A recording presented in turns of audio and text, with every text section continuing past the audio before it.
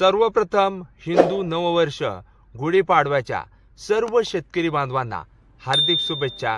आणि ह्याच गुढीपाडव्याच्या मुहूर्तावर आज आपण एप्रिल महिन्यामध्ये नेमकी कोणत्या पिकांची लागवड करावी तर याचीच माहिती तुमच्या समोर घेऊन आलेलो आहे।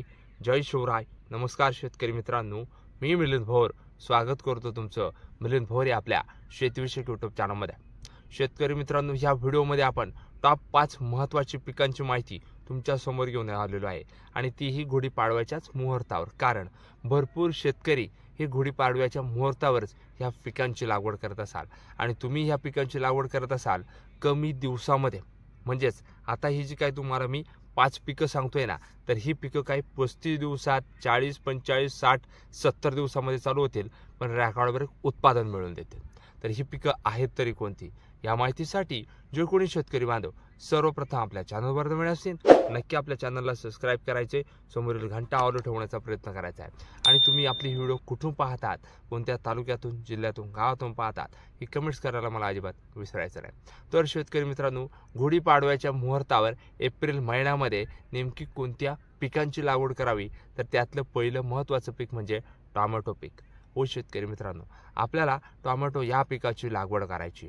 टोमॅटोच्या व्हरायट्या सांगायचं झालं तुम्हाला, अथर्व असेल, आर्यमान असेल, 6242 असेल, त्याचबरोबर 575 असेल, 1057 असेल, वेरांग असेल, यांसारख्या विविध ज्या टोमॅटोच्या व्हरायट्या आहे यांची आपण लागवड या गुढीपाडव्याच्याच मुहूर्तावर करू शकतो आणि पुढे जाऊन भरघोस उत्पादन मिळवू शकतो। त्याच्यानंतर शेतकरी मित्रांनो, एप्रिल महिन्यात या गुढीपाडव्याच्या मुहूर्तावर शेतकऱ्याला पुढचं महत्त्वाचं पीक जे मी तुम्हाला सांगतोय तर ते म्हणजे मिरची लागवड। व शेतकरी मित्रांनो, आपण मिरची या पिकाची लागवड करू शकतो। तेजाफोर, प्रायड 151, नवल, बलराम असेल, ज्वेलरी असेल, सोनल असेल, अंकुर 930 असेल, 121 असेल, 121 असेल आणि तुमच्या भागामध्ये ज्या मिरचीचा मागणी आहे या मिरचीची आपण लागवड करू शकतो।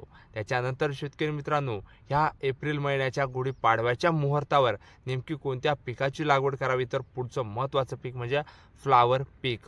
व शेतकरी मित्रांनो, आपण फ्लावर या पिकाची लागवड करू शकतो। 60 ते 70 दिवसामध्ये शेतकऱ्याची निश्चित स्वरूपात पैसे होऊन जातात।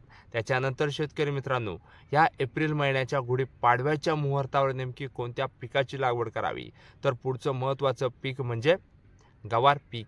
व शेतकरी मित्रांनो, गवारीची लागवड करा, पेरणी करा, तुम्ही हाताच्या साहाय्याने टोकन करा। नीलम 61 असेल, नीलम 51 असेल, मंगलम 45 असेल, यांसारख्या विविध ज्या गवारीच्या व्हरायट्या असतील ना यांची निश्चित स्वरूपात आपण या गुढीपाडव्याच्या मुहूर्तावर लागवड करू शकतो। त्याच्यानंतर शेतकरी मित्रांनो, या एप्रिल महिन्यात गुढीपाडव्याच्या मुहूर्तावर शेतकऱ्याला मालामाल करणारं पुढचं महत्त्वाचं पीक म्हणजे भेंडी लागवड। हो शेतकरी मित्रांनो, तुम्ही लाल भेंडी लावा किंवा हिरवी भेंडी लावा, लावण्या असेल, राधिका असेल, रेटा असेल, यांसारख्या विविध ज्या भेंडीच्या व्हरायट्या असतील ना यांची आपण लागवड करू शकतो। मिनिमम 45-40 दिवसामध्ये या भेंडीला तोडा चालू झालेला आपल्याला बघायला मिळतो आणि तिथून पुढं शेतकऱ्याचे पैसे हे आरामशीर होतात। त्यामुळे शेतकरी मित्रांनो, ह्या एप्रिल महिन्याच्या गुढीपाडव्याच्या मुहूर्तावर नेमकी कोणत्या पिकांची लागवड करावी तर टॉप 5 महत्त्वाची पिकं मी तुम्हाला सांगितलेली आहे।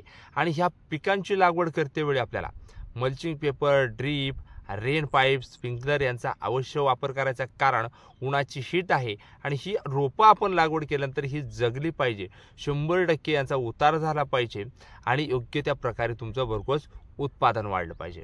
आता ही जी काही मी तुम्हाला थोडक्यात पिकं सांगितलेली आहेत ना, या सर्व पिकांची लागवड ते काढणीपर्यंत मिलिंद भोर या आपल्या शेतीविषयक यूट्यूब चॅनलवर मी व्हिडिओ बनवलेले आहेत। एकदा चॅनलला अवश्य विजिट द्या, त्यामध्ये तुम्हाला 100% फायदा होणार। कारण लागवड ते काढणीपर्यंत आपण नियोजन हे वेळापत्रकानुसार तुमच्यासमोर सांगितलेलं आहे। त्यामुळे शेतकरी मित्रांनो, ही जर आपली माहिती तुम्हाला आवडली, ज्या शेतकऱ्यांनी अजून देखील आपल्या चॅनलला सबस्क्राइब केलं नसेल नक्की सबस्क्राइब करायचं आहे, समोरील घंटा ऑल ठेवण्याचा प्रयत्न करायचा आहे।